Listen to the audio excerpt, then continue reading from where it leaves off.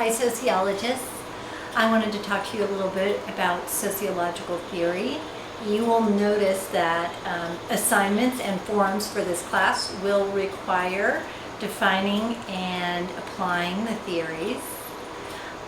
There are several resources available to help you understand the theories. One, of course, is your textbook, Society the Basics. But additionally, I have a slide resource available for you that goes over all of the theories. It's entitled Theory and Research, so please look at that one. And there is a text document that I have available for you to look at in Moodle that goes over the 5 theories we'll cover in this class. We are covering 5 sociological theories. The first, number 1, is structural functionalist theory. Number 2 is social conflict theory. Number 3 is symbolic interactionist theory. Number 4 is the gender conflict theory, is what your book calls it. However, I prefer to say feminist theory. And then number 5 is postmodern theory. Now, as a new sociologist, I wouldn't expect that you're able to define each of these theories in your own words. So in your written work, please feel free to use the gift of completing a text citation and utilize the definition in the book. Now remember, if you take an exact word from the book, exact sentence from the book, make sure you put quotation marks around that sentence that you take, and ensure that you provide a citation for the author and the title of the book. There's a complete text citation reference for you, so please check that out.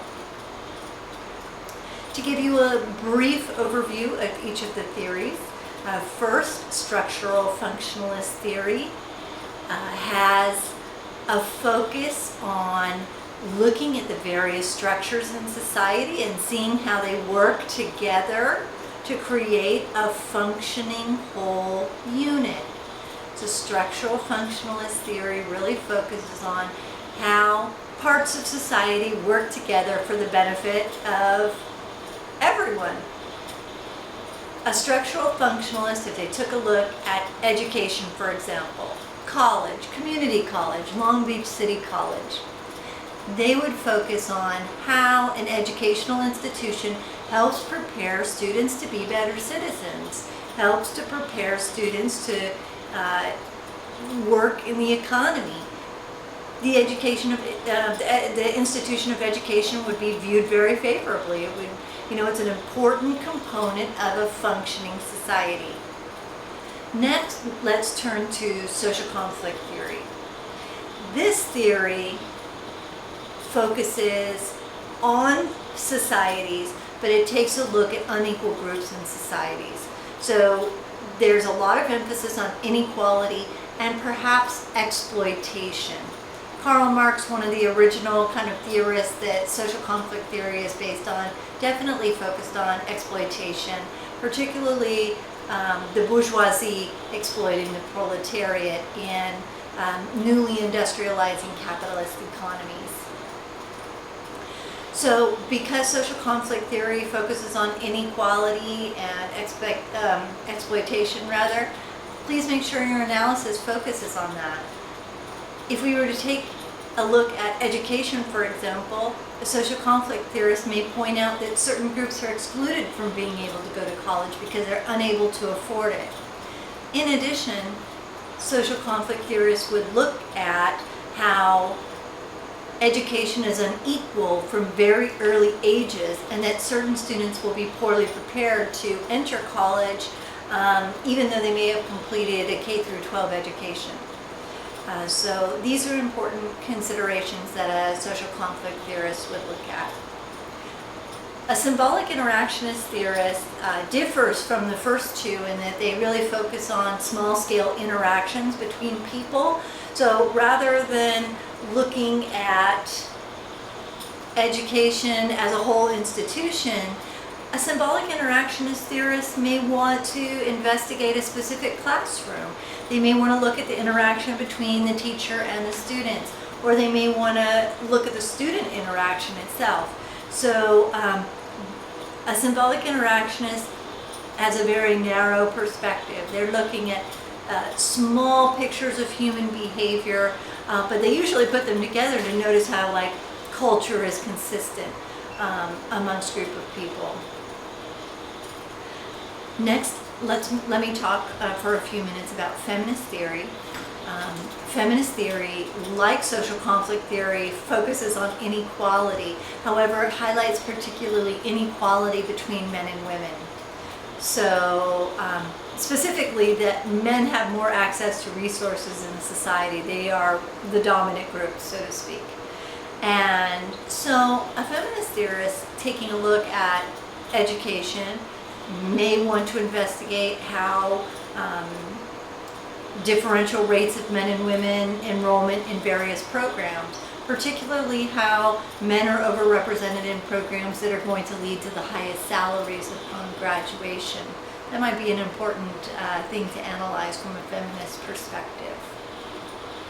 Liberal feminist theory, there are many branches of feminist theory, but liberal feminist theorists would advocate particularly for bringing some level of equality. Like, for example, that we have a potential female candidate for the presidency. A liberal feminist theorist would say, well, that's great, now women may have equal access to the presidency.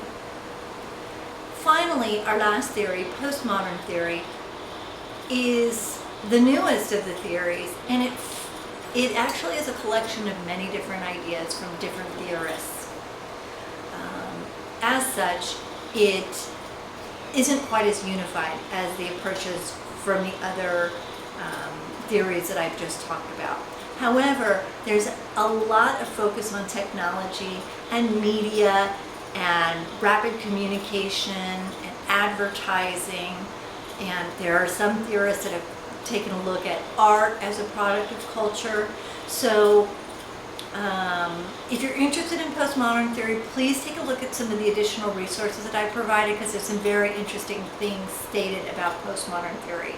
Oh, one other thing I should share is that postmodern theorists have taken a look at simulations of reality, and in particular with a focus on Disneyland or places like Las Vegas that seem to create this perfect picture of certain situations, that it tends to be kind of fake or a simulation.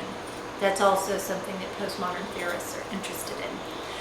In regards to taking a look at education from a postmodern perspective, they may want to look at the role of technology in the classroom. They may want to take a look at online education and how that brings something new to education, particularly at colleges, as it's used predominantly there.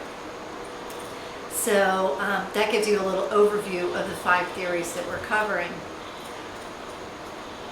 Please make sure that when you're working on your coursework for this class, you have an understanding of the theory, but if you don't have an understanding of the theory that you would like to apply, I really encourage you to email me at cotto@lbcc.edu.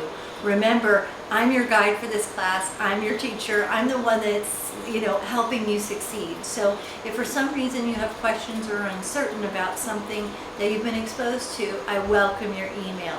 Thanks and have a great day.